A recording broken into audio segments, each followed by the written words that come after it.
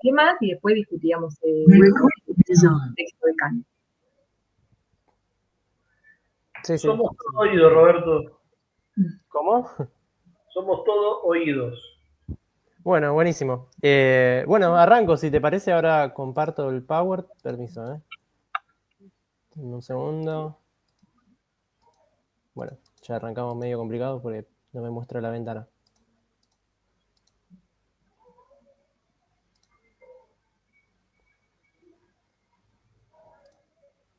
No, me equivoqué. Ahí se ve. Ahí se veía, ¿eh? Ese era un Word distinto porque no me dejaba seleccionar. Acá está, ahora sí. Bien, yo no me quería quedar atrás de la profe, entonces armé un Power también. Pero antes, nada, yo quería comentarles que antes este tema en particular lo veíamos con dos textos de Knight. No sé si te acordás, Carolina, que también trabajábamos con uno muy parecido, el que lo leyó me entenderá mejor, que arrancaba también con una pregunta, ¿no? Este arranca con la pregunta de si fue un éxito la Revolución Mexicana, y el otro podríamos decir que arrancaba con la pregunta de en qué medida se podía hablar de utopismo, ¿no? En el proceso revolucionario mexicano.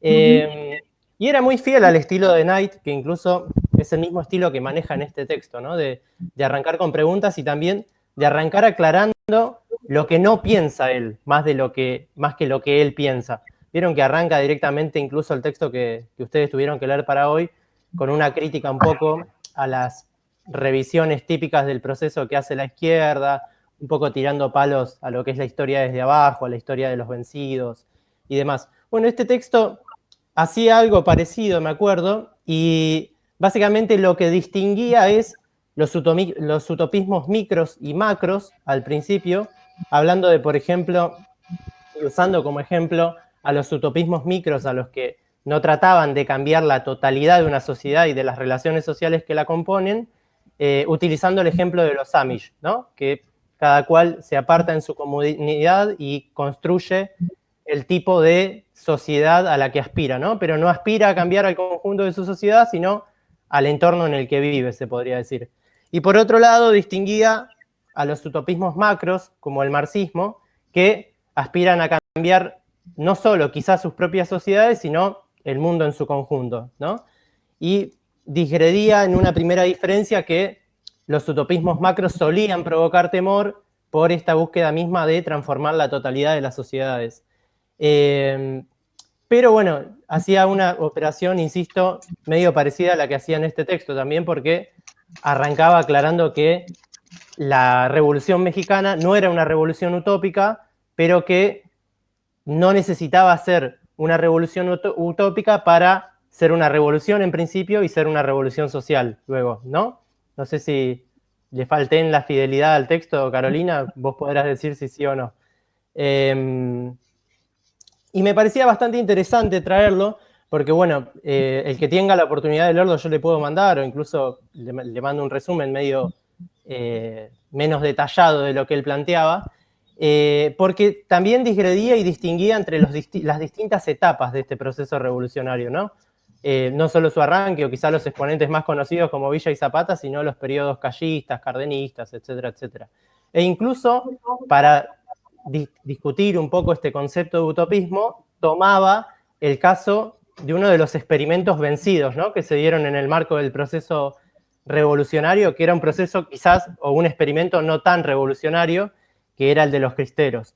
Nada, me pareció interesante traerlo a colación también por esto que hablábamos la otra clase del tema de la cantidad de lecturas, ¿no? Como dar un poco de fidelidad a esto que decía Carolina, de que antes la trabajábamos con más textos a la materia, y si bien era más difícil, también a mí me pareció bastante interesante revisar los dos textos de Knight, porque si bien yo no coincido con todo lo que él dice, sí me llama un poco la atención este estilo polémico, ¿no? Que tiene de tratar los temas y que lo deja tan claro ya en el arranque del texto. Perdón, una cosita nada más. Considerando que ambos textos están en... Me escucha medio con eco, ¿no? Sí, hay un micrófono extra, ¿puede ser? Al pruebo. No, decía que ambos textos están en un libro, más bien de ensayos, digamos, no es un libro. Se escucha re mal. Sí, perdón, pero tuve que mutear los otros micrófonos porque se escuchaba muy mal. ¿Y ahí me escuchan mejor? Sí, ahora. Ahí no, Sí, ahora sí. No, lo que quería decir, lo que estaba diciendo es que ambos capítulos, que bueno, como acaba de recordar Roberto, en realidad yo no puse el otro simplemente para recortar un poco de lecturas, pero si ustedes se fijan en el programa está todavía. Para el parcial solo va a ir este y hoy discutiremos este, pero en realidad ambos capítulos están en un libro que Alan Knight escribe en un tono más bien ensayístico, ¿no? Que es muy de él igual ese estilo, pero creo que más ensayístico aún, por el centenario de la Revolución, ¿no? Es un libro que salió editado por Fondo de Cultura, de esa colección que no sé si han visto alguna vez, que tiene tapa negra, que es más bien de divulgación, ¿no? De temas, por supuesto, con rigor académico. Pero bueno, la idea por eso también de que Knight exacerba, ¿no? la polémica y utiliza preguntas para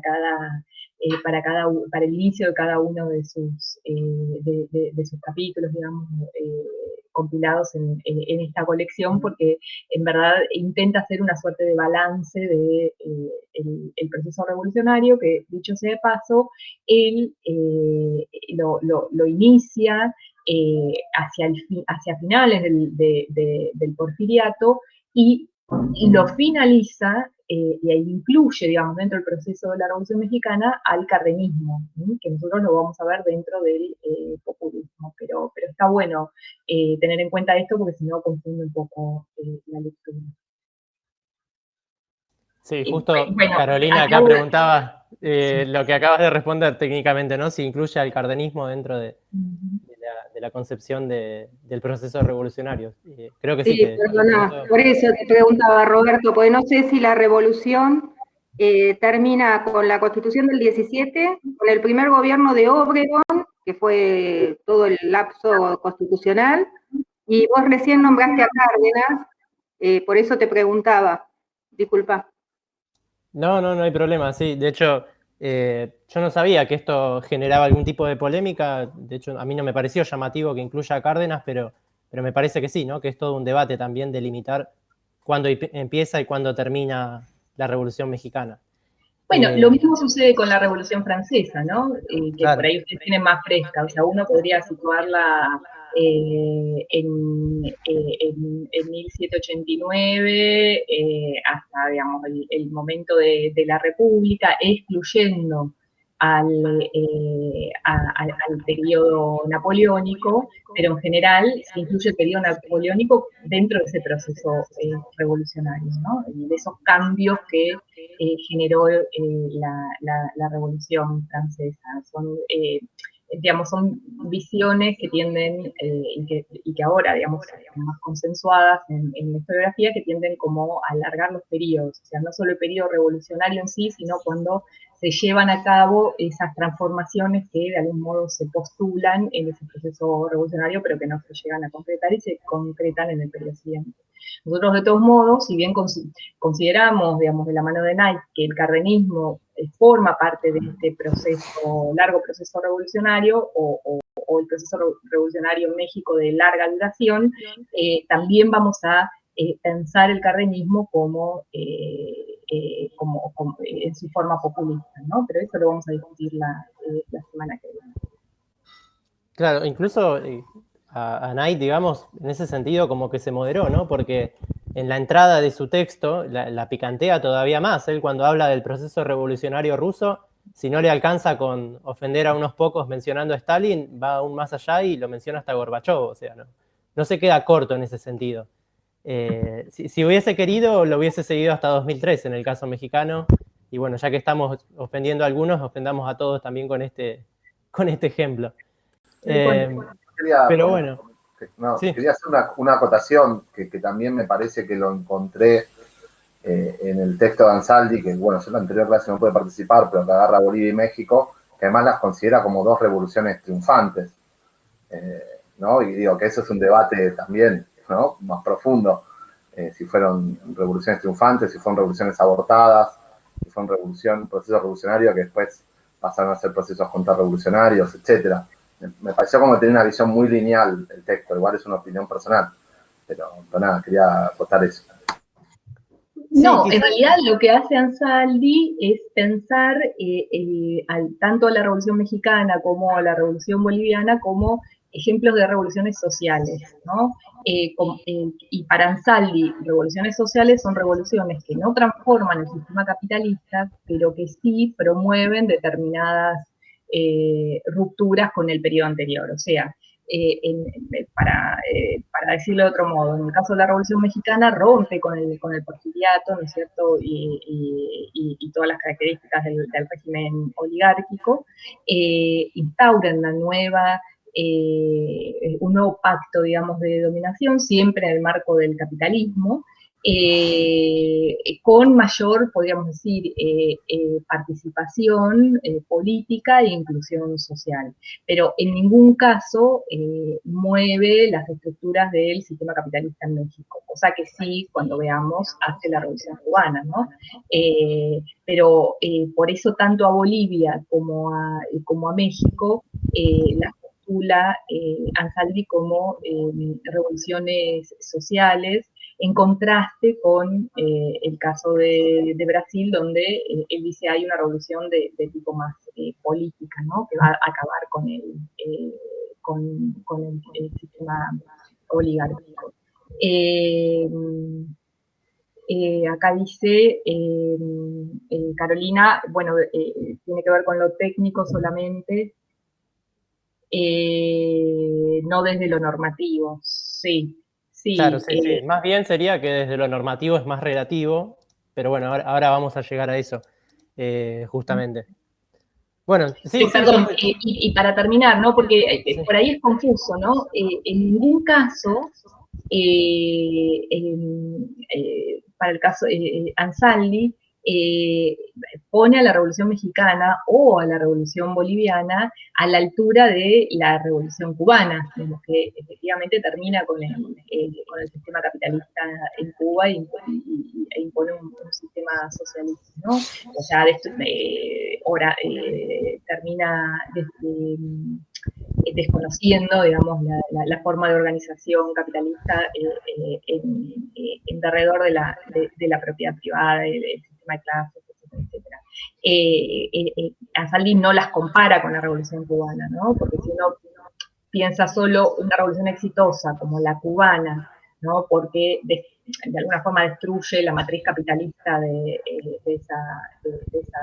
ese sistema, digamos, de dominación previo, no va por ahí, ¿no? La posición de Ansaldi. Ansaldi piensa a las revoluciones sociales como revoluciones que generan cambios, profundos cambios, pero que en ningún caso terminan con el sistema capitalista, ¿no? Por eso pone los ejemplos de México y de Bolivia y no de Cuba. Aunque lo de Bolivia es un poco forzado y ya después vamos a discutir sobre eso, ¿no? Pero sobre todo por el periodo. Bueno. Acá dice, creo que Knight extiende el periodo revolucionario hasta que se entiende que la sociedad llega a un estado de tranquilidad y el Estado empieza a llevar a cabo las modificaciones estatales en base a la Constitución. Claro, por eso incluye el cardenismo, porque es durante el cardenismo que efectivamente se nacionaliza el petróleo, que se logra ir hacia una transformación cultural, donde se avanza con la reforma agraria, etcétera, etcétera, ¿no? Cosa que en el periodo revolucionario en sí no se logra concretar, sino que se postula, como decía Roberto, desde el edificio legal con la Constitución del 17. Acá, bueno, también está buena, ¿no? La pregunta, que tal vez más que fue un éxito la Revolución Mexicana, podría ser cuando no hay más revolución, ¿no? En vez de cuando finaliza. Revolución en el sentido asociado a la violencia, ¿no? Revolucionaria. Perdón, la interrupción. No, para nada, al contrario, bienvenido sea, ¿no?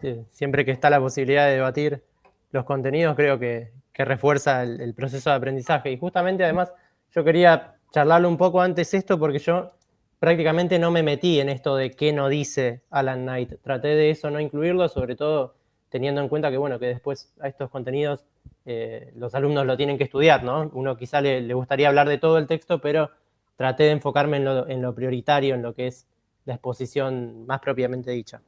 Así que bueno, como había adelantado, el texto parte justamente de esta pregunta de si fue un éxito o no la Revolución Mexicana, ¿no? Y en un primer balance de los que hace Alan Knight, él va a distinguir dos parámetros para decidir si fue un éxito o no. El primero va a ser un parámetro técnico, en el cual él lo va a comparar con una especie de partido de cricket. Hay un micrófono extra, ¿no? Funcionando. Yo llame silencio. Ah, no hay problema, no hay problema. Pensé que no me escuchaban igual, por eso. Y él dice, bueno, si esto fuera un partido de cricket, el éxito técnico va a ser básicamente la derrota del enemigo, ¿no? Y en ese sentido él no duda mucho en decir que efectivamente la Revolución Mexicana fue un éxito. Primero y principal porque derroca al antiguo régimen, lo derrota militarmente en cierta medida, y además alcanza el poder, se hace con el poder y sortea las distintas amenazas contrarrevolucionarias y extranjeras que se le plantean, ¿no? Derrota a sus enemigos finalmente y lleva a cabo sus reformas. En cuanto a esto de las derrotas contrarrevolucionarias, igual, una vez más, también es en términos relativos, ¿no? Porque la rebelión huertista triunfa efectivamente, incluso se hace con el poder durante un periodo corto de tiempo, pero finalmente el bando revolucionario vuelve a poner elementos de sí mismo en el poder después de esa breve interrupción. Y en cuanto a las amenazas extranjeras es incluso para mí un poco más interesante, ¿no? Porque ahí a uno se le viene a la cabeza inmediatamente los numerosos intentos intervencionistas que tuvo Estados Unidos a lo largo de todo el proceso, pero también se le viene a la cabeza que fueron intentos intervencionistas muy contradictorios, ¿no? A veces para apoyar al bando revolucionario, a veces para quitarle ese apoyo, y tenía que ver también con la cambiante posición de Estados Unidos y lo cambiantes que eran sus intereses al mismo tiempo, ¿no? No era raro que Estados Unidos, tan pronto como se vea un gobierno, guarde cierta esperanza de pactar la restitución de sus privilegios con el siguiente, ¿no? Y ni bien se perdía esa esperanza, nuevamente la posición estadounidense tendía a amenazar más la continuidad del proceso que garantizarla. Si a uno se pregunta quizás por esos momentos en los cuales Estados Unidos apoya el proceso revolucionario, uno puede ir directamente al ejemplo del bloqueo de Veracruz, ¿no? En 1914, en el cual Estados Unidos básicamente garantiza la entrega de armas, garantiza que un lote de armas no llegue al bando porfirista, sino al bando revolucionario. Pero después Alan Knight relativiza, digamos, esa afirmación y dice que la revolución con el tiempo va perdiendo su radicalidad, ¿no? En el plano más de lo normativo, en el plano más de los valores y los discursos con los cuales el proceso se erige. Y en ese sentido él dice que a partir de ahí su análisis lo va a encarar a partir de 5 dimensiones, ¿no?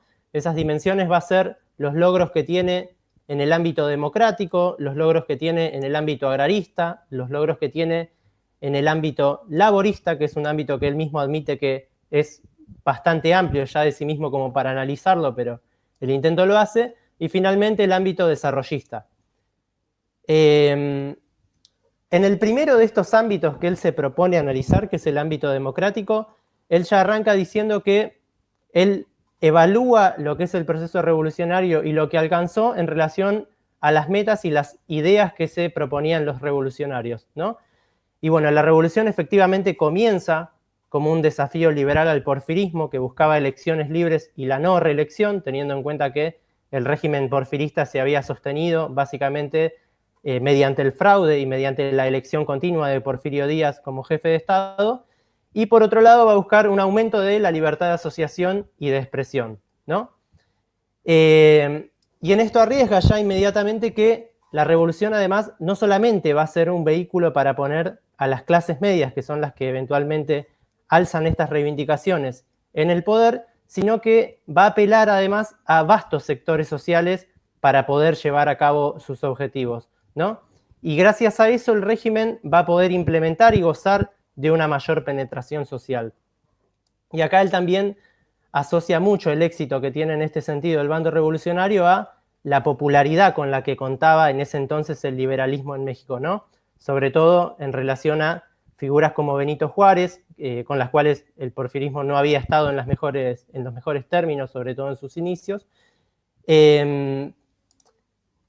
Y después, igualmente dice que una vez que los revolucionarios llegan al poder, la apertura democrática efectivamente se da, pero es breve, ¿no? Es breve primero y principal porque es derrocada por Huerta, y después, además, es breve porque con la derrota de Huerta no se restablece el liberalismo que hizo tan característica la presidencia de Madero, sino que se acentúan, digamos, algunos rasgos autoritarios del régimen democrático, pero no se llega tampoco a retornar a las características del régimen porfirista.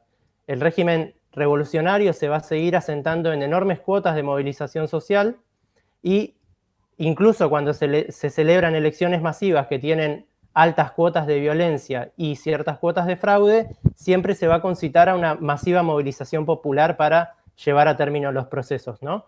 Por eso él habla de una democratización iliberal, es decir, no estamos ante un proceso de democratización que lo que hace es llevar a la gente a las urnas para resolver todas sus reivindicaciones, sino que apela a otros mecanismos de manifestación, ¿no? Y finalmente él lo lleva también al plano del discurso a todo esto. Esto es otro de los aspectos en los cuales el porfirismo no se pudo restituir, ¿no? Ni siquiera durante el periodo golpista de Huerta. El positivismo porfirista es completamente dejado de lado y desplazado por un populismo revolucionario que va a reivindicar en todo momento el papel del pueblo en el proceso de gobierno y transformación de la sociedad mexicana. ¿Bien? ¿Hay alguna pregunta o intervención hasta acá? Yo pensaba que podríamos ir haciendo las intervenciones de última en una de estas dimensiones, ¿no? ¿Nadie quiere aportar algo, alguna reflexión? No, yo solo una cuestión que tal vez tenía que ver con el tema anterior, ¿no? Que es interesante para pensar desde dónde Knight construye sus argumentos, ¿no? Me parece que él está como súper pegado al modelo de revolución europea, ¿no? Concretamente francesa. Fíjense que hasta los términos que utiliza el antiguo régimen, ¿no? Sí. O sea, hablar del porfiriato, él habla del proceso revolucionario como movimiento en contra del antiguo régimen, que sería como un concepto que uno utilizaría para analizar la Revolución Francesa, ¿no? La Revolución mexicana. Y tiene varios, ¿no? De estos giros en los cuales él utiliza el marco conceptual de análisis de la Revolución Francesa para el caso de México, ¿no? Por eso también está interesado en la dimensión democrática, ¿no? Que bueno, también es, si se quiere, una dimensión abierta por la Revolución Francesa, ¿no? En su propuesta republicana, democrática, etcétera. Lo que por ahí uno podría discutir, ¿no? con Alan Knight y con el texto es si era la intención de la Revolución Mexicana tomada en un sentido amplio, no solamente de los grupos, digamos, maderistas y más tarde de los grupos que lo sucedieron en el poder, sino del movimiento más popular, ¿no? Es decir, si esto que él llama la movilización popular, que claramente lo podemos asociar con el villismo y con el zapatismo, pero también con otros movimientos, no forman también parte de esta revolución y son parte de una participación no necesariamente democrática en el sentido como la democracia liberal lo propone, ¿no? Él lo llama iliberal, pero hay como un dejo de desprecio, ¿no? Por ese iliberal, el que carece de los atributos de un modelo liberal, ¿no?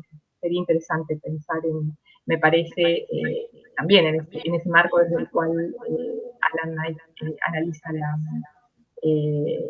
la Revolución Mexicana, y bueno, además está decir que Alan Knight es británico, ¿no? Entonces, también mira, a pesar de que es un archi especialista y es el mejor conocedor de la Revolución Mexicana, me parece que este texto vuelve, ¿no?, sobre un modelo mucho más clásico de lo que se entiende por revolución clásico en el sentido de europeo. Sí, porque a pesar de esto de que él concede la palabra democratización, ¿no? Digamos que la concede porque claramente él lo aborda desde un punto de vista bastante liberal al proceso. No deja de mencionar esto de que es iliberal como en calidad de carencia, ¿no? Es como que le faltó eso, está diciendo de alguna forma. Y sí, tal cual, en este sentido no, le ha prestado poca atención, digamos, a las metas e ideas de los partícipes y protagonistas del proceso. Pero bueno, si no hay otra intervención, avanzamos sobre esta última parte de la dimensión democrática, que es que, bueno, él también termina concediendo que la democracia mexicana se intentó construir en una coyuntura muy negativa, ¿no? En principio habían pasado 35 años de oligarquía porfirista, pero además era como, digamos, ¿no?, las ventajas de construir democracia en ese momento. Bueno, ventaja 1 era una revolución, ¿no? Pero también desventaja 1 era una revolución, ¿no? Era un periodo muy tenso, conflictivo, en el cual era muy difícil también canalizar toda esa polarización social que existía en un mecanismo como las urnas, ¿no? Y también, justamente, el golpe huertista le termina de dar el último clavo a ese ataúd, ¿no? Porque ningún revolucionario va a querer compartir la suerte que corrió Madero por esta característica tan liberal, si se quiere, que le dio a su régimen democrático. Y después empieza a hablar directamente de las dimensiones agraristas y laboristas, ¿no? Que a mí también me gusta interpretarlo como los sujetos que estuvieron detrás de la revolución, además de la pequeña burguesía, por supuesto. Y él analiza, en este sentido, que más allá de que los campesinos hayan sido un protagonista central en todo el proceso revolucionario, hubo muchos campesinos que permanecieron leales a sus patronos, ¿no? Y efectivamente gran parte de los ejércitos porfiristas tenían engrosadas sus filas por campesinos, ¿no? Pero incluso los movimientos campesinos que se plegaron al movimiento revolucionario, en muchos casos, carecieron de programas agrarios, ¿no? De programas concretos que planificaran el eventual reparto de tierras, por ejemplo, o los eventuales mecanismos de movilización política postrevolucionarios. Y además dice que justamente también los repartos de tierras estuvieron plagados de prácticas como el clientelismo, la corrupción y el caciquismo. Y incluso distingue que quizás la elección de la entrega de ejidales frente a la entrega de parcelas en calidad de propiedad privada, quizás obedecieron, digamos, a cierto pragmatismo de los líderes revolucionarios, ¿no?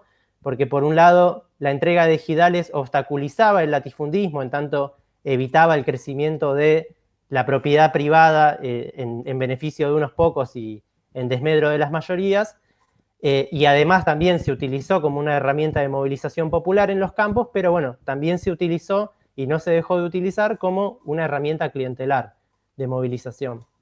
Y finalmente también distinguía que dentro de los movimientos campesinos había una gran diversidad, ¿no? Estaban desde los propios zapatistas, que quizás ante los ojos de nuestros contemporáneos aparecen como los sectores más progresivos, pero también dentro de los propios movimientos campesinos nos podemos encontrar a los cristeros, que planteaban, digamos, la agenda de la Iglesia Católica en México y que además organizaron intentonas armadas contra los propios gobiernos revolucionarios. Y aún así, a pesar de sus diferencias, todos estos grupos o movimientos pueden entrar en la categoría de movimientos campesinos, ¿no? Y acá Agustín plantea una pregunta, pone: ¿el clientelismo de los ejidales no representaría que el principal obstáculo de la efectividad del reclamo revolucionario eran los punteros, entre comillas, que terminaron manejando los terrenos? Simplemente cambió la administración, pero se formó de facto otra oligarquía terrateniente. No sé si alguien quiere reflexionar la pregunta por mí.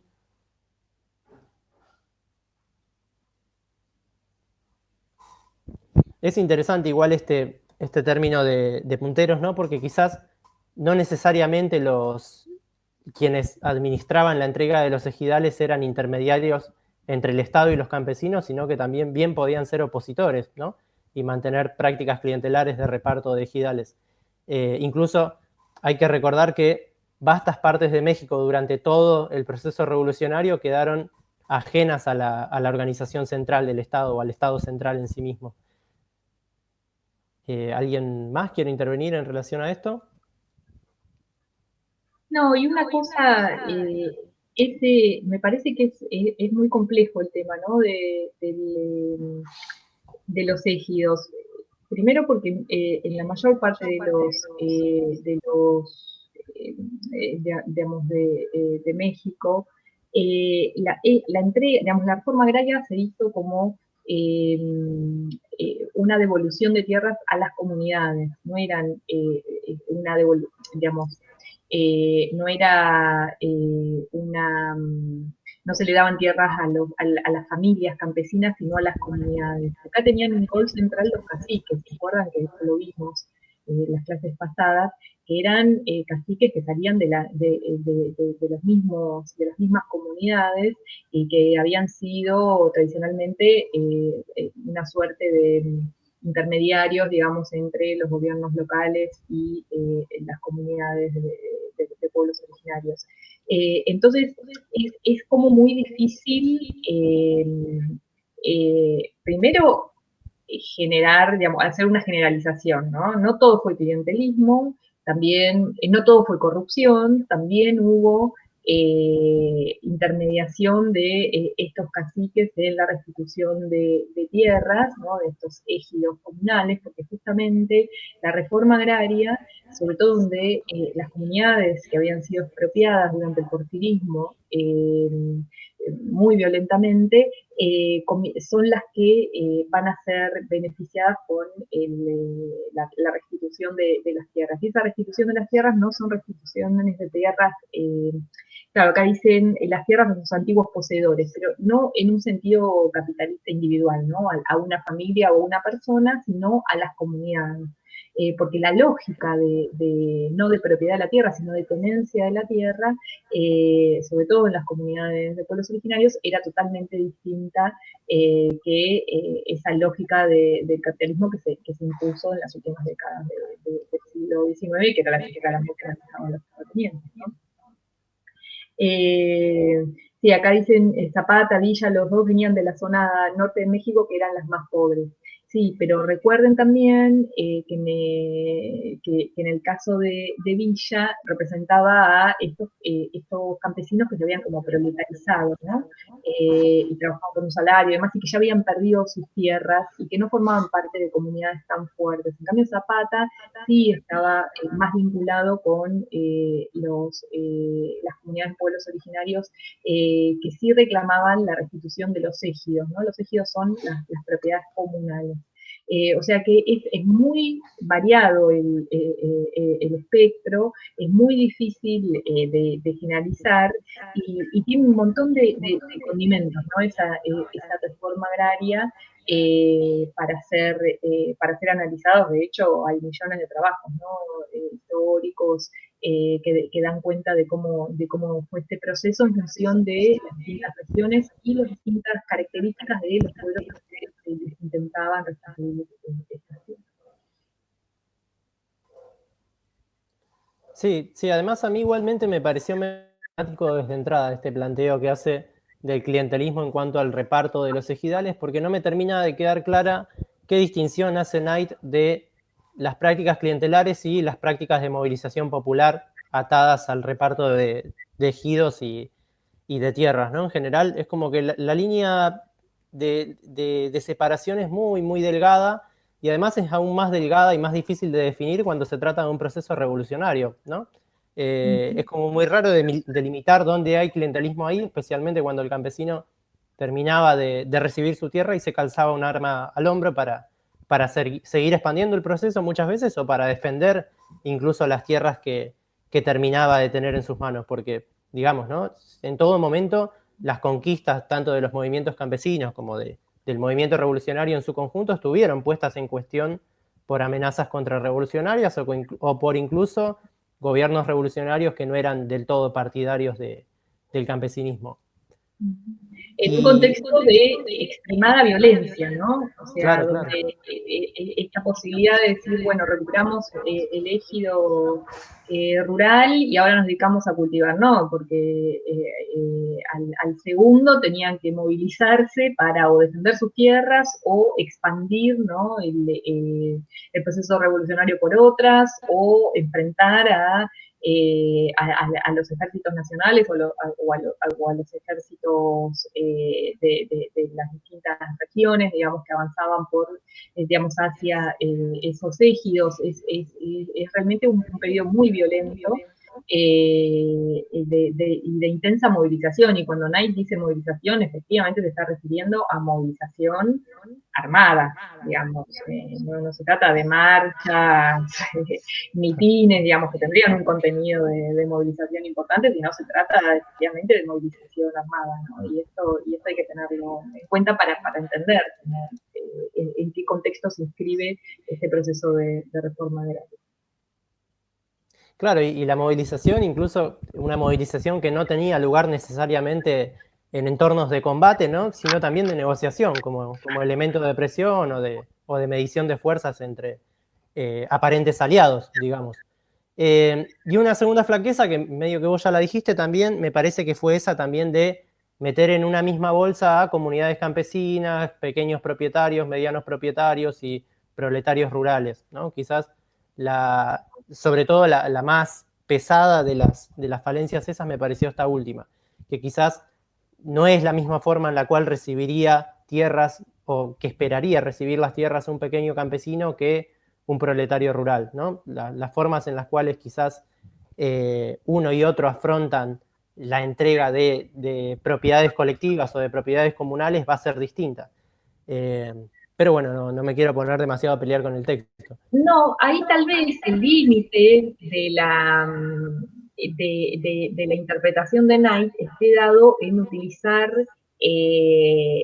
como modelo la Revolución Rusa, ¿no? Que parte de otro campesino, vamos a decir, ¿no? Donde las comunidades tienen otras características, ¿no es cierto? Bueno, no voy a ponerme a hablar del MIR y la forma de organización, pero digo, hay otro modelo, ¿no? de campesino más unificado, distinto de lo que sucedía en la realidad mexicana, que es donde hay muchos modelos, ¿no? de ser campesino. Entonces ahí bueno, acá Agustín, ¿no? También se había adelantado diciendo lo mismo, ¿no? Otro contexto totalmente distinto al de la Rosa Rosa, claro. Entonces, pero él, al parecer, ¿no? Así como por momentos trata de forzar, ¿no? Incluso con categorías de la Revolución Francesa, para aplicarlas a la Revolución Mexicana, también me parece que toma estas categorías de la Revolución Rusa y este modelo, ¿no? Digamos, de cómo se produjo la colectivización de la tierra en Rusia para pensar a México, y ahí me parece que hace un poco de agua.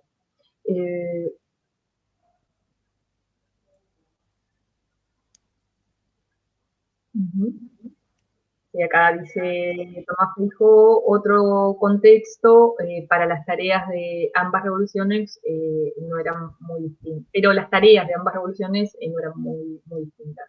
a diferencia de la Revolución Francesa. Sí, las tareas eran las mismas. Ahora, los sujetos, como los nombra Roberto en su lectura de Alan Knight, eran distintos, sujetos sociales, ¿no? Incluyendo las comunidades de pueblos originarios, o las propiedades de tipo familiar, o directamente aquellos que ya habían perdido sus tierras y eran trabajadores rurales. Bien. Bueno, y entonces por otro lado, ya conviene pasar justamente a este otro sujeto, que fue la clase obrera, ¿no? En la Revolución Mexicana, que de entrada lo que aclara Knight y de forma pertinente es que la clase obrera participa en calidad de minoría en la revolución, ¿no? Pero como una minoría que por otro lado está crecientemente organizada y que además la revolución viene a potenciar esa organización por un lado y también la militancia de la clase obrera, fundamentalmente por esto de la apertura de ciertos derechos democráticos de los cuales antes no gozaba la clase obrera, ¿no? Y acá quizás me gustaría introducir un comentario personal, ¿no? Porque a mí lo que me pasaba mucho, sobre todo hace unos años, cuando analizaba este tipo de procesos, es que quizás me agarraba la cabeza y no tenía forma de entender cómo la clase obrera parecía aliada quizás a un gobierno que reprimía al campesinado, ¿no? Por ejemplo, me pasaba mucho cuando leía sobre la Revolución Mexicana en su momento, esto de decir, no, pero ¿qué hace la clase obrera aliada quizás a Obregón o a otro gobierno que al mismo tiempo le está dando a los zapatistas en el norte o a los villistas?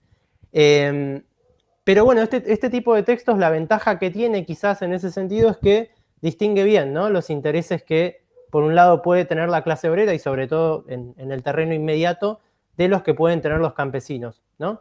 Y acá incluso creo que distingue bien las conquistas que realiza el movimiento obrero a lo largo de todo este periodo de las que por otro lado puede llegar a realizar el campesinado.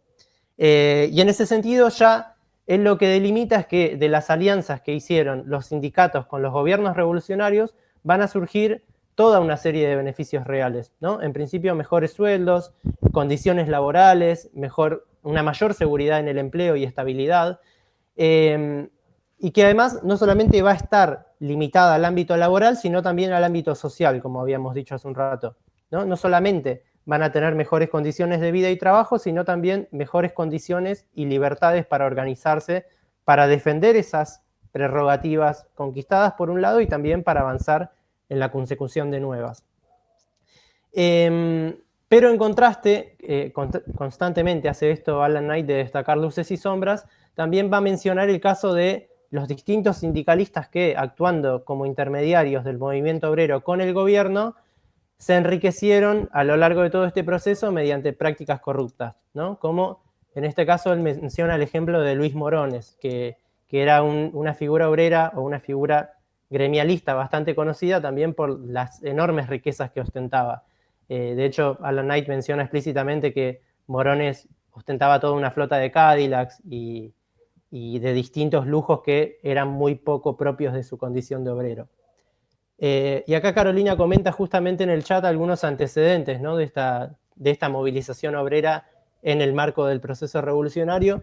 Y ella acá lo que menciona es que en 1906 empiezan a aparecer las huelgas obreras en México y menciona las de Río Blanco y La Canania, pero dice que fueron sofocadas con ayuda de los Estados Unidos.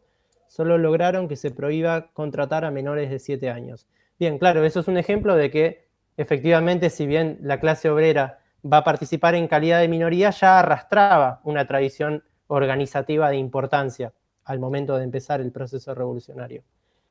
Y después, esto último creo que, sobre todo a nosotros, ¿no?, que compartimos este ámbito latinoamericano con los mexicanos y particularmente que estamos en Argentina, no es algo que nos suene raro, esto del enriquecimiento de las figuras gremialistas, ¿no? Y tampoco esto de la integración del gremialismo incluso a los aparatos de gobierno. En ese sentido, es como una similitud muy grande la que tiene digamos, el PRI con el Partido Peronista, por ejemplo, acá, esto de asentarse fuertemente en los sindicatos como mecanismo de la propia alianza entre obreros y gobierno. No sé si alguien quiere agregar algo en relación a esto o preguntar algo.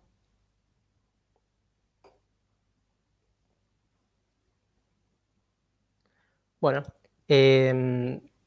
entonces ya seguimos directamente con la última de las dimensiones, que yo me digo que le puse el título del legado, pero después medio que me arrepentí, porque en realidad el legado lo es todo, que es la de la dimensión del desarrollismo, ¿no? Que Knight la juzga como quizás la más objetiva de las que él analiza, o como la más factible de ser medida en términos de cantidades y la menos cuestionable, ¿no? De alguna forma. Y dice que efectivamente durante todo el proceso el Estado mexicano se afianza y se masifica. Se afianza en principio por lograr terminar satisfactoriamente con este convulsionado periodo de movilización popular, pero además se afianza gracias a la masificación y a esta aptitud de penetrar en la sociedad que adquiere durante todo este periodo, ¿no? De entrada habíamos dicho que la revolución no se limitó a las clases medias ilustradas, sino que la revolución, o mejor dicho, los líderes revolucionarios tuvieron una preocupación real de movilizar a vastos sectores de la población tras de sí, ¿no? Y de levantar incluso sus reivindicaciones, sus consignas, y de resolverlas en muchos casos. Y dice también que el temor a que los trastornos sociales se prolongaran o a que las intervenciones extranjeras se produjeran en México fungió incluso como estímulo a esta masificación del Estado. En ese sentido, uno en lo que puede pensar es en la consolidación de un aparato represivo o en la consolidación, en otros términos, de un monopolio de la coerción legítima, ¿no? Que por un lado va a ser para defenderse de los ejércitos extranjeros, en particular de los Estados Unidos, pero también incluso para reprimir todo desborde de la movilización social. De esta forma dice que también de a poco la estabilidad que se va consolidando permite una mayor prosperidad económica, que de alguna forma Knight asocia a la inversión privada, y que también la reforma agraria, a pesar de ser un elemento de movilización política constante, permite evitar una movilización campesina más tardía y radicalizada como la que sacudió Rusia, ¿no? Por ejemplo, y canaliza las inversiones privadas a otros sectores. Es decir, las inversiones privadas, en vez de estar canalizadas al agro, como ocurrió durante el porfirismo y de la mano con el proceso de expropiación de las comunidades indígenas, va a terminar canalizándose hacia la industria y va a contribuir a la modernización de la economía mexicana, ¿no? En criollo, a la industrialización de México. Y finalmente que él aclara que si bien la revolución no va a destruir la economía, como auguraban muchos conservadores e incluso algunos sectores del liberalismo, tampoco le termina por dar un gran impulso, ¿no? Y eso lo refleja incluso que no hay un crecimiento exponencial del PBI, ni nada que se le parezca, pero en ese sentido el legado es más bien moderado. Y finalmente las reformas también que se le dan al movimiento obrero, se le conceden después de su participación en la revolución y su constante movilización para actuar como soporte de los distintos gobiernos que se suceden, no van a ser muchas como para asustar a los empresarios y desestimular la inversión privada por un lado, pero tampoco van a ser tan pocas como para ofender al pueblo que se movilizó en el marco de este proceso, ¿no? Y ya en términos culturales dice que el éxito de la revolución es aún más relativo, ¿no? El anticlericalismo de calles fracasó, él dice, y yo agregaría, se comió encima 2 guerras cristeras que fueron bastante sangrientas y que dividieron severamente a la sociedad mexicana y especialmente a los ámbitos rurales mexicanos. Y por otro lado también el proyecto de educación socialista de Cárdenas también fracasa. Aún así, él aclara que hubo logros en este ámbito también, como una definitiva separación de la Iglesia y del Estado, ¿no? Que yo acá pongo como que cumplieron su divorcio. Y definitivamente cierto tono anticlericalista incluso se sostiene incluso ya en el gobierno de Cárdenas, es decir, la secularización se podría decir que se completa a lo largo del proceso revolucionario mexicano, incluso cuando se modera, ¿no? Y la conclusión final del texto es que en relación a las circunstancias en las que se dio el proceso revolucionario, este fue un éxito, ¿no? Y mucho más que técnico incluso, porque en el ámbito normativo o en el ámbito de las normas y los valores hubo logros bastante importantes a pesar de todas estos obstáculos o estas contradicciones. Bueno, y ahí termina la exposición. Espero que haya quedado claro, espero que les haya gustado, y si tienen alguna pregunta o intervención, bienvenida sea. Sí, yo quiero hacer una pregunta, profe. Yo leí todo el texto, amén de que me mareó un poco y lo que estuvo leyendo Roberto, entendí bastante bien. Una parte donde dice, la revolución conllevó a 3 factores. Uno decía factor forjar el Estado, el otro los lazos entre Estado y sociedad, pero apareció uno que decía proceso darwinismo. ¿A qué se refiere eso?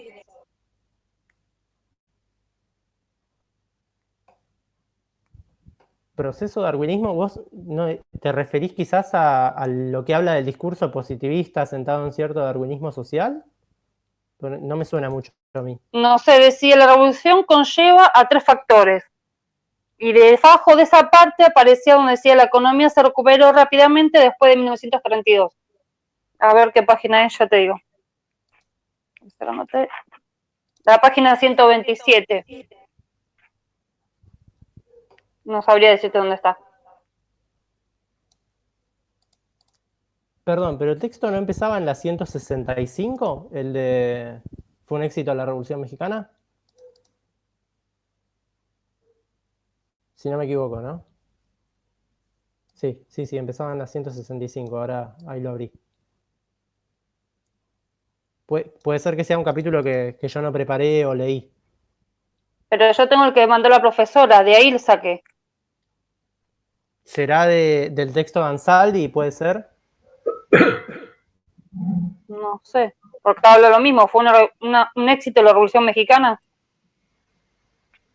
Sí, pero ¿sabés que el de fue un éxito la Revolución Mexicana? A mí me arranca en la 165 y me termina en la 196. Por eso quizás no me suena.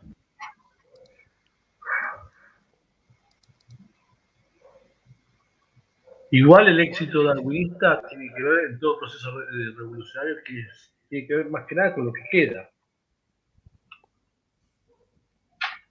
Claro, sí, medio con este el legado, ¿no? Que yo fui explicando. Lo que queda después de la revolución. Por eso la idea del conocimiento de Darwin. Claro, acá Carolina menciona Siempre también, ¿no? es En un tema Ansaldi social. habla de las ideas positivistas y capaz es por ahí. Yo también lo entendía en esos términos. Sí, yo estoy buscando acá en el libro de Knight, por eso, pero el de la página 127 es un capítulo que no hemos dado para leer, que es el capítulo de la Revolución Cósmica, que habla sobre las cuestiones las guerras campesinas del siglo XX, una cuestión más general. Tal vez sea eso la confusión con el libro de Ansaldi. Claro. Acá Agustín también pregunta si, como para aclarar, dice, ¿no? Si el éxito de la revolución fue normativo. No, el éxito de la revolución fue sobre todo técnico. En lo normativo es donde Knight lo relativiza un poco más a través de todas estas dimensiones, ¿no? Lo técnico, él dice que, por ejemplo, si lo trasladamos a un partido de cricket, si uno gana el partido y si derrota al adversario, es un éxito técnico. Y efectivamente la Revolución Mexicana derroca al antiguo régimen, como lo llama él, No hay. e impone un gobierno propio. Gira y no lo puedo enganchar nunca. No, pero bueno, ahí se la captura y se lo tiene. No sé si quedó claro, Agustín.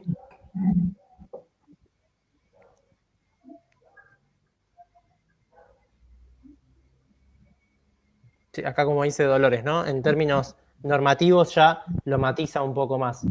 Y Carolina habla del ejemplo de Huerta, que bueno, el ejemplo de Huerta es justamente importante en relación al pensar por qué la revolución no vuelve a apostar a una democracia, digamos, liberal, ¿no? Para simplificar, al estilo maderista, sino nadie quería compartir la suerte de Madero. Y me parece una decisión muy inteligente, ¿no? Yo tampoco la quisiera compartir.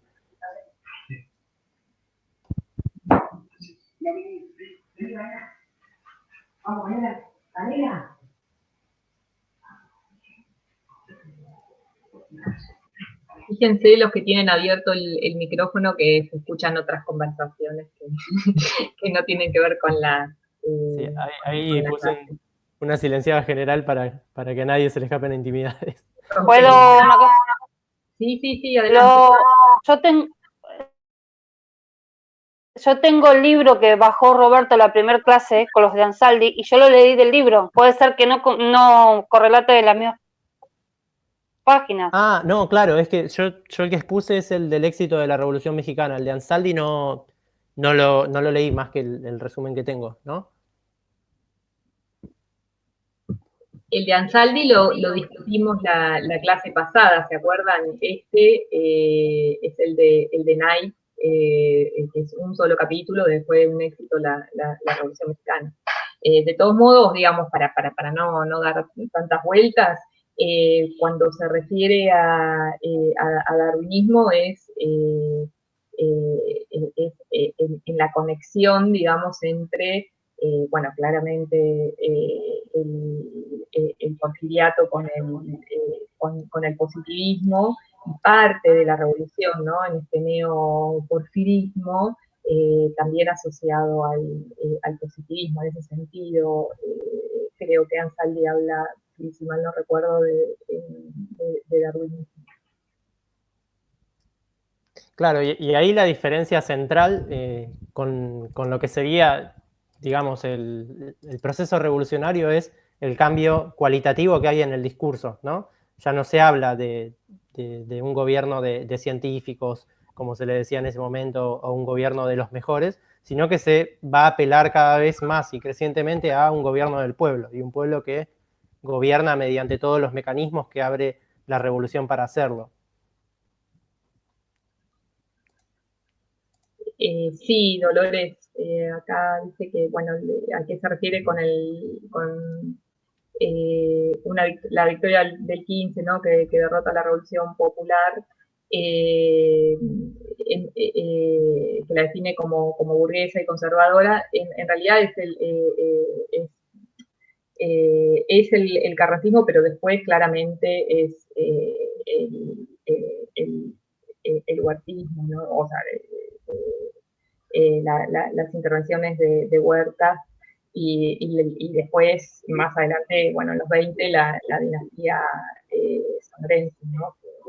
que va a terminar como de imponer un modelo mixto, podríamos decir, entre un modelo con reformas sociales y económicas, pero con bastante autoritarismo también.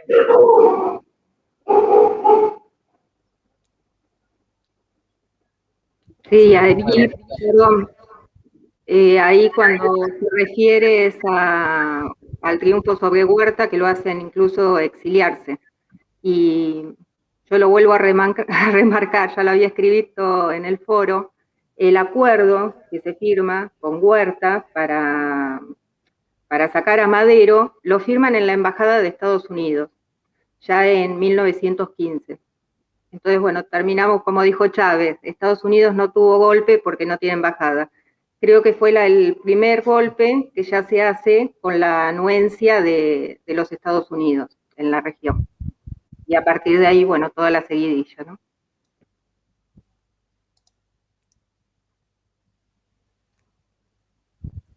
Sí, y bueno, además yo lo que quería agregar que había encontrado y que entre una selección me parecieron las dos más ilustrativas fueron dos fotos, ¿no? En particular, una de las que me llamó la atención fue esta, que me llamó la atención sobre todo porque es bastante paradigmática del proceso, ¿no? Adelante vemos a señores de traje, bien blancos de piel, con el pelo bien estilizado, y atrás tenemos a los campesinos, más morochos todos, algunos con rasgos indígenas, con el pelo más desarreglado, con las armas bien al alcance de la mano, incluso algunos con cinturones de balas, y me pareció paradigmático en la medida en que esta pequeña burguesía, o burguesía, digamos, que lidera, entre comillas, el proceso revolucionario, en todo momento se va a sentar en la movilización del campesinado indígena, ¿no? Por mucho que le desagradase previamente o por mucho que lo pudiese criticar.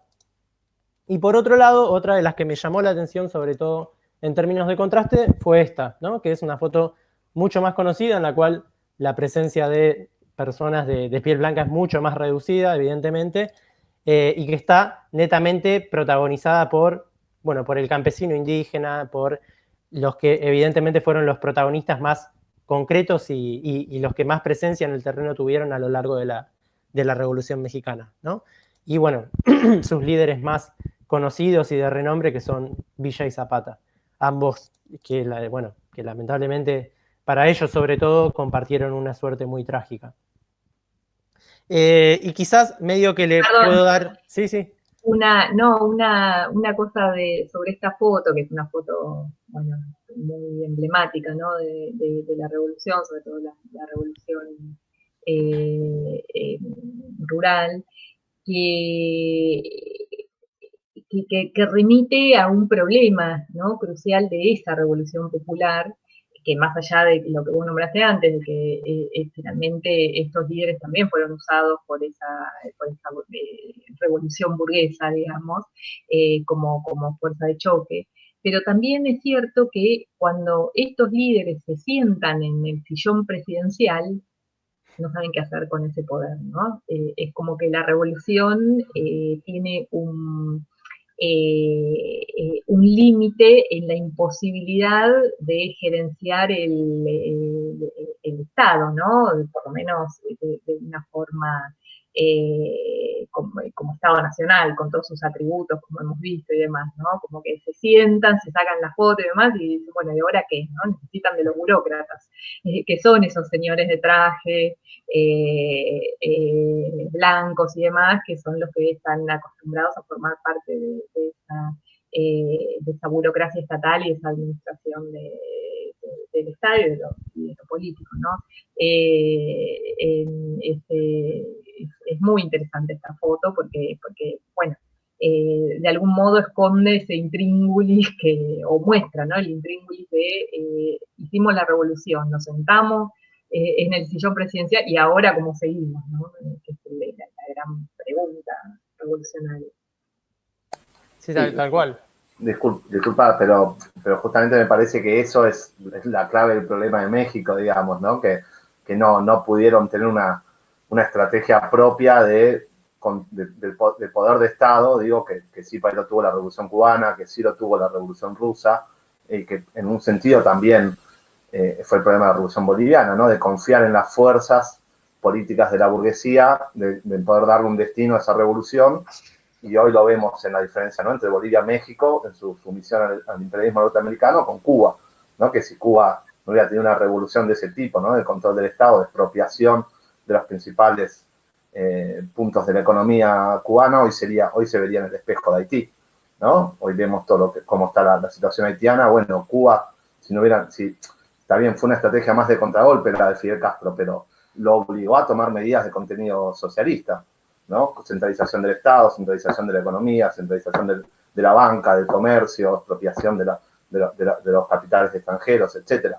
Cosa que en México, para mí también, porque fue mucho tiempo antes y todavía incluso no existía ni la Revolución Rusa, y en Bolivia porque las fuerzas revolucionarias confiaron en el MNR, que después termina desviando ese proceso hacia reformas del propio Estado capitalista y terminando, ¿no? Después como terminó Bolivia en los 90, y incluso hoy, a pesar de que ha salido de un pozo, sin embargo sigue siendo un país con muchos índices de pobreza.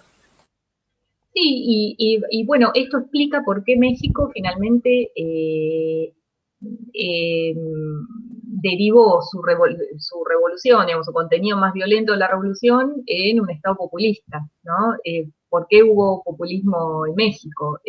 Bueno, tiene que ver con esto, que no derribó el sistema capitalista, sino que de algún modo hizo un nuevo pacto de dominación donde había altos componentes de redistribución, digamos, uno podría decir, durante el cardenismo, leyes laborales, reparto de tierras y demás, pero hasta ahí se quedó, digamos, en ningún momento, digamos, que garantizaban la reproducción del sistema capitalista, pero no su destrucción. Y acá me parece que es interesante, o digamos, para por lo menos concederle algo a Knight, después de que le hemos criticado tanto, que es más parecida a la Revolución Francesa, que a la Revolución Rusa, claramente, o a la Revolución cubana, ¿no? Pero digamos, vamos a ejemplos más históricos para el momento en el que se produce la Revolución mexicana, ¿no? Donde finalmente la burguesía termina de subsumir bajo sus intereses el propio contenido revolucionario y regeneracionista del proceso mexicano, ¿no? Me parece que ahí es como más comparable y pensar, y se puede pensar como una revolución social, pero no como una revolución socialista, ¿no? Que sería el caso claramente cubano o, bueno, o el caso ruso.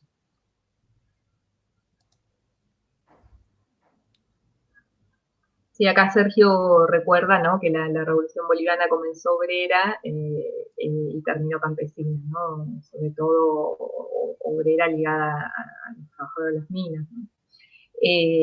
Sí, ya eso lo vamos a ver y lo vamos a discutir. Por eso yo, a pesar de que ustedes lo leyeron en Ansaldi, porque él toma a Bolivia también como un ejemplo de revolución social, lo vamos a discutir después y aparte, para no confundirlos tanto cuando avancemos sobre Bolivia.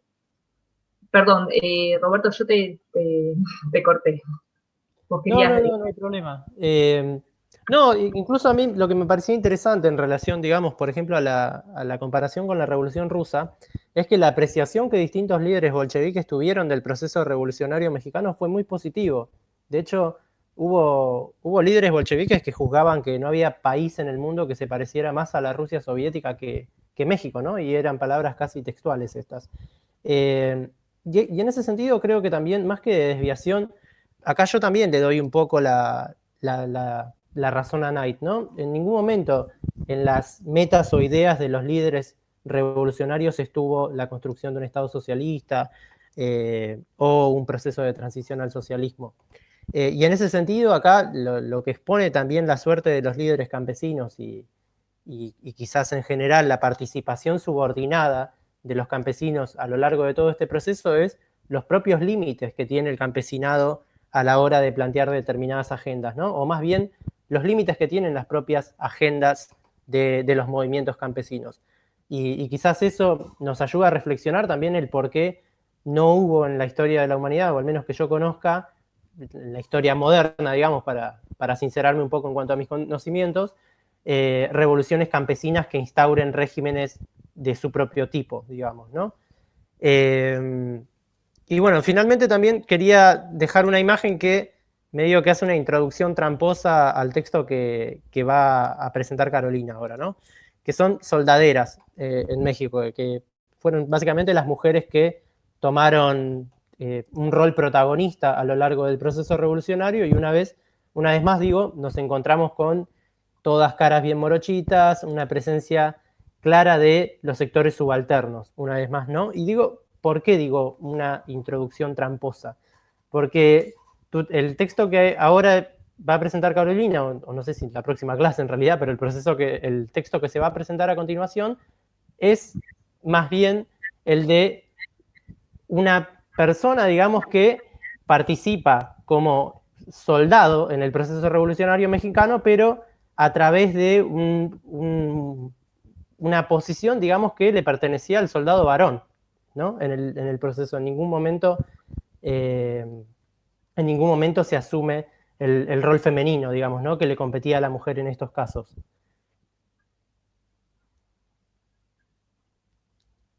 Sí, justo ahora iba a empezar a hablar sobre eso. Igual me dejaste picando una idea sobre, ya vamos con Amelio, ya vamos, que veo que hay fans de Amelio Robles.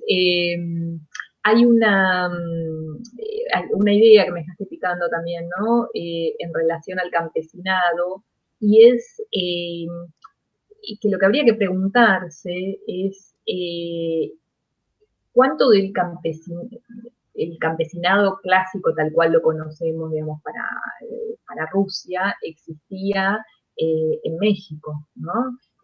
o sea, ese campesinado era mucho más híbrido, porque estaba cruzado por todos estos grupos que vivían, digamos, y que producían en el agro, que van desde los jornaleros rurales, que en muchos casos eran poblaciones muy importantes, hasta comunidades de pueblos originarios, o las menos, las familias que producían, digamos, para el autoconsumo, que sería como el campesinado más clásico, ¿no? Entonces, en ese sentido, es más difícil pensar los parámetros revolucionarios, ¿no? Incluso la reforma agraria en relación a un campesinado que es tan heterogéneo, ¿no?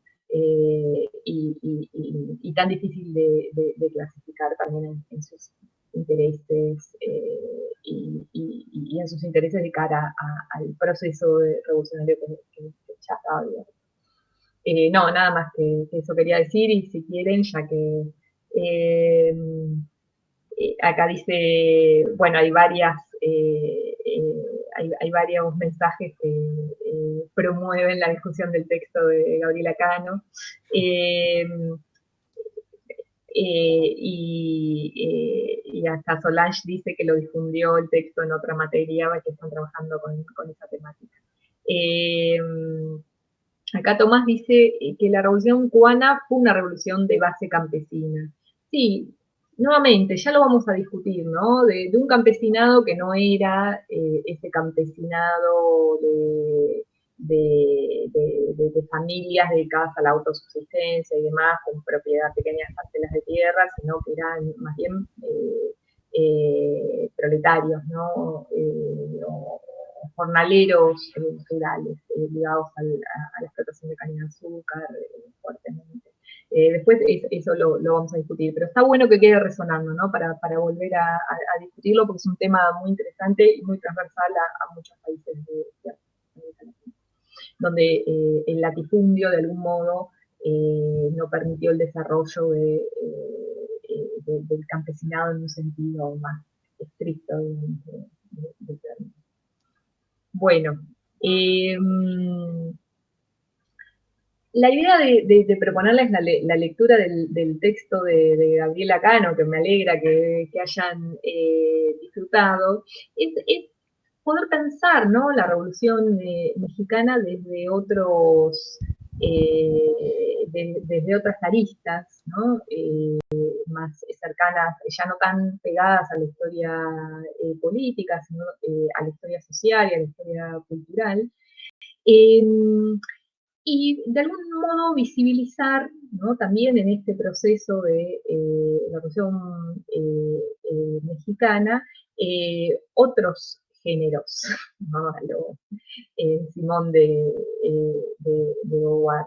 En principio a las mujeres, pero también, ¿no?, de la mano del texto de Cano, a la posibilidad de pensar actores transgéneros durante la Revolución Mexicana. Y para empezar con algo más, sí, la primera diapositiva, por favor. Para comenzar, ¿no?, decir que la participación de las mujeres en la revolución fue bastante activa, ¿sí? Probablemente no de la forma romántica que tendió a ser presentada, pero que en todo caso fue una participación activa y transversal a las distintas clases sociales, ¿no? Por un lado estaban los grupos de las propagandistas, ¿no?, que eran estas mujeres letradas, digamos, muy ligadas al periodismo o a profesiones como el derecho, que se pronunciaron tempranamente contra el porfiriato y lucharon, digamos, desde la escritura de panfletos y de notas editoriales en diarios en contra del régimen oligárquico en México. Y son estas mujeres las que desde su lugar, ¿no? De mujeres burguesas, de la mano de estos, ¿no? De esta burguesía que componía esa dirigencia del Estado que hemos visto en las fotos que nos proponía Roberto, las que de todos modos van a ocuparse desde la prensa y desde su militancia política a alentar, ¿no? la revolución armada, pero también llamar a otras regiones a alzarse en contra del porfiriato o a extender la revolución una vez que ésta se puso en marcha. Por otro lado, tenemos grupos bien identificados, ¿no? Como las Adelitas, que eran suertes de enfermeras en las filas villistas, o en todo caso que se ocupaban de la salud, ¿no? de las tropas. Muchas de ellas eran compañeras o esposas de los soldados, pero muchas otras eran voluntarias que se sumaban a estos ejércitos populares y que, bueno, por supuesto, unidos a lo que se esperaba de su género, que no era portar armas claramente, sino, bueno, estar atadas o vinculadas a las tareas de cuidado, se abocaban bueno, a las cuestiones de salud de la tropa, de alimentación y demás. Ahora, existió un grupo de mujeres, ¿no? Estas soldaderas, vinculadas o retratadas por esta foto que mostraba Roberto hace un rato, que efectivamente, ¿no?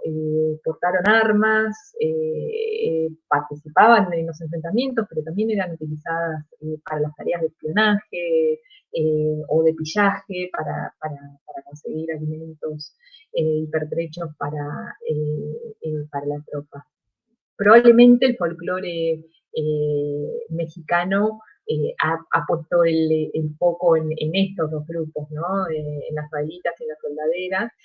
Bueno, claramente los murales de los grandes muralistas mexicanos como Diego Rivera o como Orozco, o Siqueiros también, ¿no? Pusieron el acento en estas suertes de heroínas femeninas, ¿no? Hasta, no sé, yo que tengo una hija chica que ha visto Coco y ha visto El libro de la vida, estas películas de animación, ahí aparecen claramente las soldaderas y las Adelitas, ¿no?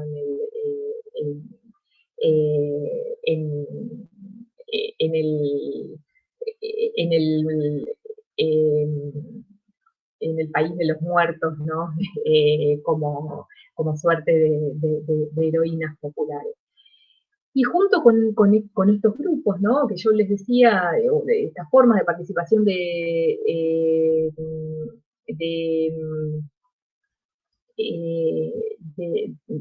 las mujeres, que era transversal a su condición social, digamos, o de clase social, también estuvieron las feministas, ¿no? Que en parte eran este grupo de propagandistas que se fueron de alguna forma nutriendo de otros grupos de mujeres que en el 16 van a reunir al primer Congreso Feminista de Yucatán con 700 participantes, ¿no? Un número que es bastante elevado, y que van a pedir por mejoras en la educación para las mujeres, por la inclusión electoral y por el acceso a cargos públicos, o la paridad en el acceso a cargos públicos, cosas que claramente no se consiguen y que recién el sufragio femenino reconocido en México en el 53, bastante tardíamente, digamos, para este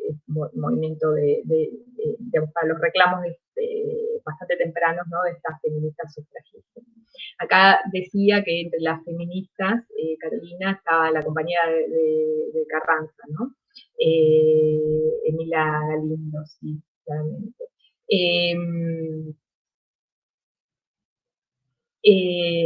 Acá dice Agustín que es un peliculón El libro de la vida. A mí me encanta mucho más me parece mucho más mexicano que Coco, y más Coco me parece una copia del libro de la vida, pero bueno, es otra discusión que está por afuera de los términos académicos, ¿no? De la propuesta académica de este curso, pero sí es una muy buena película.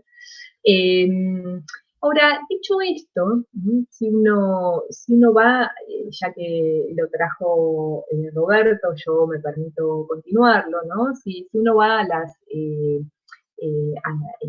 al análisis de la iconografía, y en este caso de las fotos, podemos ver la primera. Sí. Bueno, acá hay una imagen, ¿no? De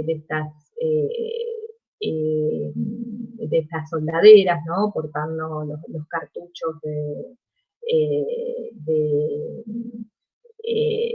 municiones, vistiendo como varón, ¿no? También hay otra, que es la siguiente, que es la misma que había compartido Roberto, que son soldaderas vistiendo de mujer, pero con armas en la mano, ¿no? Y creo que hay una tercera, a ver si podemos verla. Claro. Ahora voy a hablar sobre esta foto. Digo, voy a contarles algo porque me parece muy interesante para que lo busquen y puedan llenarse, ¿no? de imágenes de la Revolución Mexicana.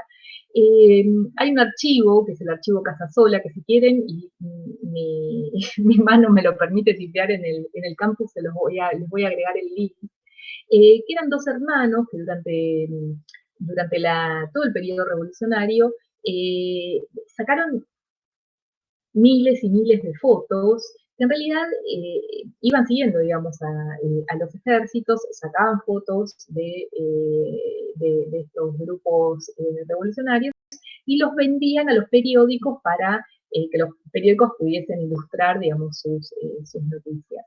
Hoy en día en México se puede consultar ese archivo, y mucho de este archivo está digitalizado, con lo cual, por eso digo, les voy a pasar el link, porque es muy interesante todo el material que uno encuentra allí. Y si las fotos, podemos ir a las anteriores, perdón, que te lleve y te traiga. Si estas primeras fotos, ¿no? Que nosotros veíamos sobre las soldaderas, son fotos posando, ¿no? Claramente, incluso con la bandera, y la tercera también, pero ya en la tercera podemos encontrar un punto de fuga, ¿no? Mujeres, estas que acompañaban a la tropa, probablemente fuesen, no sé si soldaderas, pero abuelitas, ¿no? Pero no iban armadas, ¿no? Iban vestidas con la ropa tradicional que en esa época usaba la mujer campesina en México, y quienes portan las armas, ¿no? Son los varones. Pero hay una foto que todavía es mucho más interesante, que es la siguiente. Sí, la puedes mostrar. Fíjense, ¿no? Esta foto parece mucho más espontánea. No, la anterior.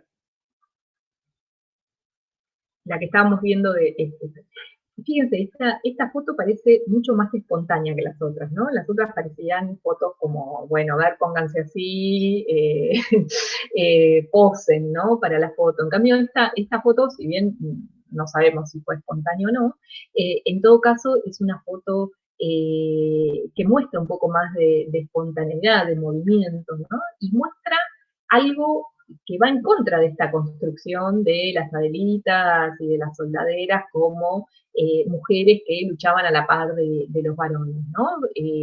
Acá lo que aparece son varones andando a caballo, armados, ataviados con la vestimenta típica de la época, pero las mujeres en un rol totalmente subordinados a ellos, ¿no? Llevando canastas con comida, caminando, que en todo caso, si bien no niegan, ¿no?, esta participación de las mujeres en la guerra, digamos, en el teatro de operaciones de las guerras revolucionarias, por lo menos, ¿no?, nos advierten de que la revolución mexicana, por lo menos en su fase rural, no había terminado con el patriarcado, ni mucho menos, ¿no?, sino que claramente el rol de la mujer era subordinado a ese varón, y que no todas las que acompañaban las tropas tenían derecho a portar armas o a intervenir en los conflictos.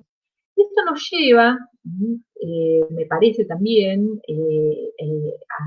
a establecer un nexo con la historia de Amelio Robles, ¿no?, que está en la fotografía siguiente, que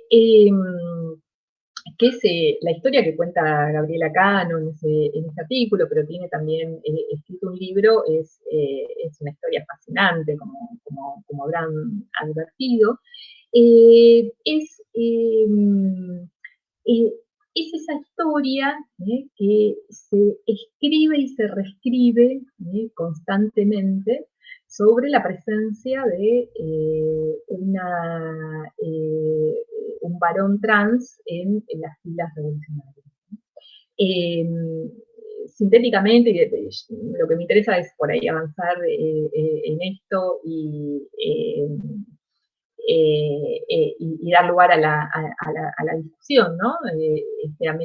Amelio Robles nos habla de la incorporación, ¿no?, de mujeres travestidas a los ejércitos, que en principio se pensaba que estas mujeres, ¿no?, que se trasvestían como una forma de protegerse frente a la violencia patriarcal, ¿no? Es decir, bueno, ante el machismo imperante de las tropas amigas y de las enemigas, bueno, las mujeres se trasvestían como una estrategia, podríamos decir hoy, para sobrepasar lo mejor posible los actos de violencia de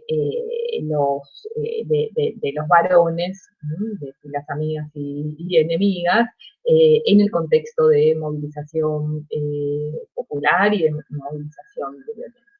En ese sentido, en la década del 70 y del 80, cuando se conoció la historia de Amelio Robles, pero también de otras mujeres, en realidad se encontraron 22 expedientes de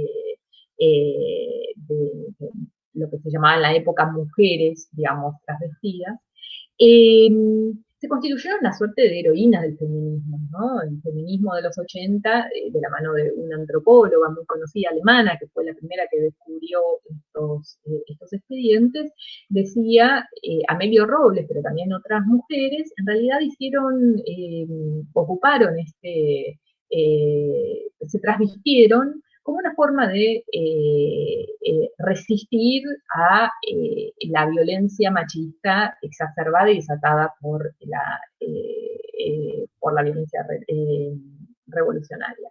Y fue, en verdad, una forma de autoprotegerse y de pelear, digamos, por su condición de mujeres en el contexto revolucionario. Condición que solo pudo propiciar el contexto de la revolución, que una vez terminada la revolución volvieron a su lugar, digamos, volvieron a actuar como mujeres, ¿no? Insisto, en ese sentido, para ese feminismo era una suerte de heroínas y ponían el acento en el género femenino, ¿no?, de estas mujeres, y solo estratégicamente vestidas, otras vestidas como varones. Pero justamente es interesante saber que Gabriela Cano, en un principio también comenzó sus primeras investigaciones y sus primeros escritos pensando en la figura de Amelio Robles en este sentido, ¿no?, como una suerte de estrategia frente a la exacerbación del patriarcado durante el contexto revolucionario. Sin embargo, con el tiempo, y a fuerza de leer y releer su propia investigación, Gabriela Cano lo que se dio cuenta que en realidad para Amelio Robles la revolución fue una oportunidad para armar una nueva vida, ¿no? En función de su autopercepción sexogenérica. Es decir, tal vez en un momento de paz, y mucho menos en el momento del porfirismo, no podría haber hecho esta transformación. Sin embargo, efectivamente la coyuntura revolucionaria le permitió armar esa nueva vida en función de su autopercepción sexogenérica. Y lo más interesante, me parece, del texto de Gabriela Cano es cómo Amelio va a construir una imagen corporal, ¿no? En cómo se maneja, en los atributos, digamos, que tiene, de montar, de usar las armas, y una identidad social masculina con los recursos culturales de la época. ¿Sí? Amelio Robles no quiere ser un varón cuyo modelo no estaba disponible en la época, ¿no? Sino quiere ser un varón como estos varones del ejército villista del cual formaba parte. Y me parece que el estudio de esa performance, ¿no? Como la llama Gabriela Cano, es muy interesante porque no solo implica modulaciones y transformaciones de la apariencia física, sino también un trabajo sobre su propia identidad, ¿no? Sobre la posibilidad de cambiar sus datos en la partida de nacimiento, en la obtención de una medalla como héroe de la revolución y demás, que van generando, ¿no? Una performance de este protagonista para convertirse justamente en Amelio Robles. ¿Hay otra diapositiva más, Roberto? Me parece que no, esta es la última. Lo interesante, y con esto cierro porque la verdad que me gustaría que lo podamos discutir, es que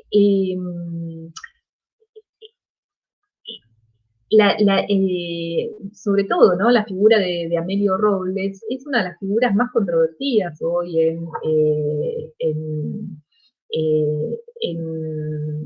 en México, y la propia Gabriela Cano se sorprendió cuando fue a visitar el lugar donde había nacido Amelio, y en su casa, y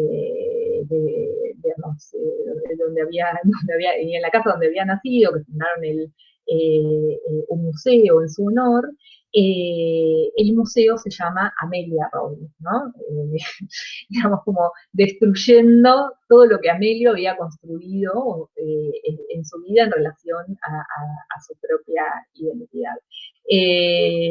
Y bueno, en ese sentido, Gabriela Cano insiste en la necesidad, ¿no? de pensar a estas personas trans en el contexto, ¿no? de posibilidades que generó la revolución, pero también siendo leales a lo que estas personas, y concretamente Amelio, a cómo ellas se definían, ¿no? Y querían ser y estar. Y me parece que es una lectura interesante, ¿no? Para humanizar un poco más y para pensar desde una historia más cultural y más social la revolución mexicana que hemos visto, ¿no? Como a grandes como en grandes escenarios, ¿no? Y desde el punto de vista político. Bueno, hay un montón de... acá Dolores dice, Amelio fue aceptado por sus pares de lucha porque exaltaba los estereotipos machistas, aunque tampoco escapaba de las burlas, tal cual, ¿no? Había como una tensión constante entre, bueno, él desarrollando, ¿no? Estos atributos de masculinidad para ser aceptado, pero también burlado, ¿no? Y también él resistiéndose a esas burlas con mayor exacerbación de sus atributos machistas. Logró la condecoración, pero no pudo tener una indemnización por ser parte del ejército. Y cuando murió, la enterraron vestida de mujer, según dice, que fue solo para la revolución, ¿no? Incluso su lápida está nombrada como coronela. La aceptación de Amelio también pasa por ser mujer a varón. El varón representaba la revolución. Si entiendo bien el comentario, quiere decir que hubiese sido más difícil a la inversa, ¿no? Carolina, abrí el micrófono porque así como me parece más interesante poder decir. Sí, profesora, a los homosexuales los fusilaban. Que ahí está, que Solange también dice, ¿no? Que al revés no era igualmente aceptado, claramente, sí. ¿Qué les pareció el texto? O si quieren hacer algún comentario acerca de lo... Una novedad. Hay una, si quieren después, hay un link de una conferencia que dio Gabriela Cano en un congreso sobre estudios de historia de la mujer acá en Buenos Aires. Después, si lo encuentro, grabados se los pongo en el campus para que la puedan leer. Es más o menos lo que dice el texto, pero es muy interesante escucharla a ella.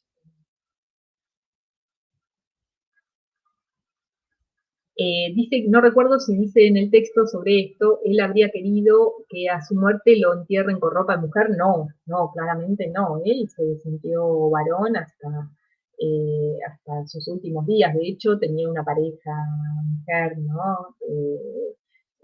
Con la que, bueno, había una suerte imaginaciones acerca de si estaban casados o no, digamos, ¿no? Pero en todo caso vivía con una mujer. Sí, tuvo varias parejas. Sí, pero una como muy larga, ¿no? Claro, sí. Era como claro, y adoptó una hija también. Tal cual, sí. Y también como en el museo que armaron después es como que no la reconocieron como hombre, sino como mujer, como una heroína, como femenino y no como masculino. Tal cual, desde este lugar, ¿no? Del feminismo que reivindica a las mujeres que lograron adaptarse, digamos, y enmascararse como varones en esta coyuntura, pero solo como una estrategia coyuntural, ¿no? Como una forma de replantear, digamos, su vida y acorde a cómo se autopercibían, ¿no? Claro. Acá dice Aldana, Amelio no dejó de padecer la violencia machista incluso cuando falleció, claro, exigió que se lo trate como tal y a sus espaldas no dejaron de nombrarlo en femenino. Y lo mismo hizo Duby, llevándolo a la heteronormatividad y la dicotomía mujer-hombre en los escritos que publicó. Gertrude Duby era esta antropóloga alemana a la cual hacía referencia yo al principio. Por otro lado, cuando muere se necesitó correr el rumor de cómo quiso ser enterrado. Visibilizar el rol histórico de la mujer se logró a costa de la invisibilización de una vivencia individual y totalmente válida, tal cual. Acá dice Carolina, el texto es una novedad, generalmente nadie se ocupa de esta parte de la historia. Bueno, hay muchos estudios ahora, ¿no? Que trabajan sobre estas, bueno, sobre la condición trans, ¿no es cierto? Sobre la identidad trans, sobre su participación en distintos momentos históricos, ¿no? Y en procesos que tienen que ver con la performance, ¿no? De la construcción de la corporalidad entendida no solo como el cuerpo, ¿no? Sino el cuerpo, la forma, las prácticas. Pero efectivamente es un tema interesante y que me parece, ¿no? Que así como en esta materia remitimos constantemente a la clase, ¿no? A las diferencias de clase, los grupos sociales, también tenemos, digamos, yo propongo este texto para también poder aplicar una mirada de género, ¿no? Y no solo que la mirada de género se subsuma a la incorporación de las mujeres, sino también de las otras minorías sexogenéricas. Hola, profe, ¿había levantado la mano? ¿Me escuchan? Sí, perfecto, dale. No prendo la cámara porque no me funciona, no, que yo en realidad quería dejar una frase que leí en el texto que está muy buena para poder comprender también esto de lo que es el sexo autopercibido y demás. Dice, bueno, Amelio Robles transitó de una identidad femenina impuesta a una masculinidad deseada. A mí eso la verdad que me gustó mucho para poder no solamente, bueno, plasmarlo en el texto, sino también poder comprender, ¿no? Sí, sí, ¿no? Esto de la autopercepción, pero que está unida necesariamente con el deseo, ¿no? Claro, sí. Que es un poco lo que subyace en la definición teórica de género, ¿no? Que no tiene que ver con una cuestión corporal, sino que tiene que ver con una autopercepción que está ligada al deseo, ¿no? A una construcción claramente que parte del deseo. Sí, acá Jessica nos recuerda, ¿no? La performatividad en términos de Butler, ¿no? Que está muy bien desarrollada en el texto. Gabriela Cano es una historiadora muy conocida en México, que además es feminista y participa de un montón de causas, digamos, de reclamos a favor de la inclusión y de la visibilización y del reconocimiento de los derechos trans.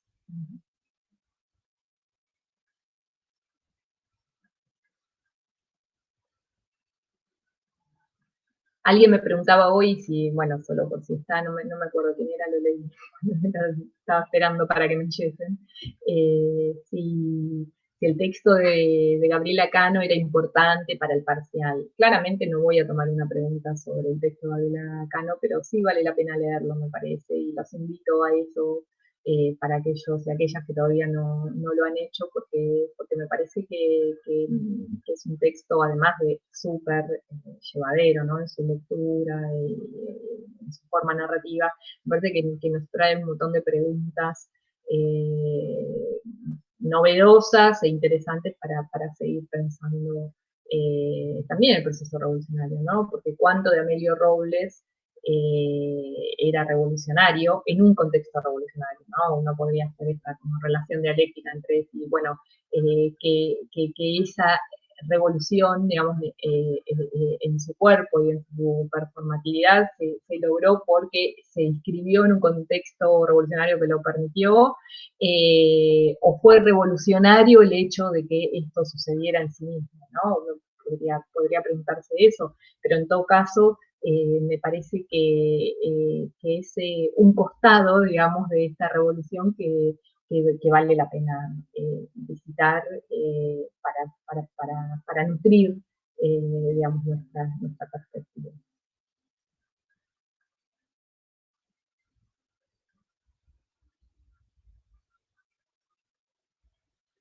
¿Alguien más quiere hacer una pregunta, una intervención?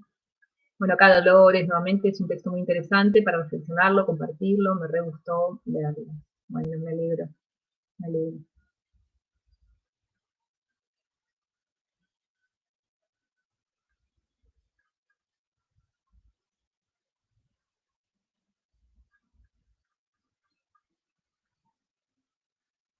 Bueno, entonces, ya siendo como un poquito pasada, bueno, casi pasada la hora, vamos a cortar acá. Igual si la clase que viene tienen ganas de seguir charlando, podemos hacerlo.